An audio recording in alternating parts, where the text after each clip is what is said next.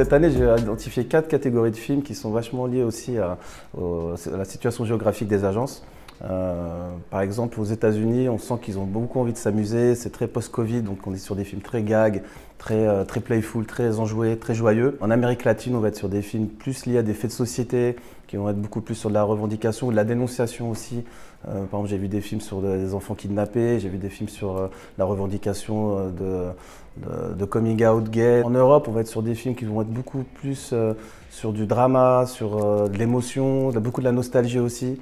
J'ai vu quelques films aussi sur l'Ukraine. Voilà, on sent que c'est quand même encore très chargé et qu'il y a besoin comme ça de revendiquer quand même beaucoup de valeurs fortes. Et sur la 4e famille, ça va être plus les films qui vont être sur l'inclusion, énormément d'inclusion. Ça, pour le coup, c'est assez global et c'est quand même très lié aussi à ce qui se passe en ce moment avec toute l'acceptation des discours LGBT, etc. Donc ça, pour le coup, on sent vachement de films ancrés dans cet esprit-là.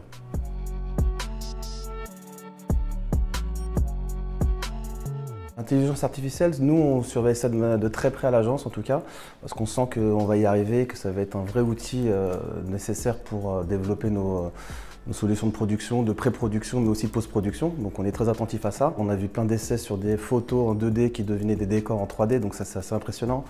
On a vu aussi du dubbing, ce qu'on appelle le dubbing, donc le doublage de voix, où on avait un acteur français qui pouvait être doublé en anglais ou en chinois, mais avec une espèce de dextérité sur les lèvres qui était complètement indétectible. Néanmoins, on sent quand même que ça reste quelque chose d'assez confidentiel. On est encore sur des phases de test, des phases d'essai. On se rend aussi compte qu'il y a une espèce d'air de famille un peu globalement sur tous les éléments qu'on reçoit d'intelligence artificielle, en tout cas en vidéo et en photo, où on sent cet aspect comme un aspect comme un petit peu glossy.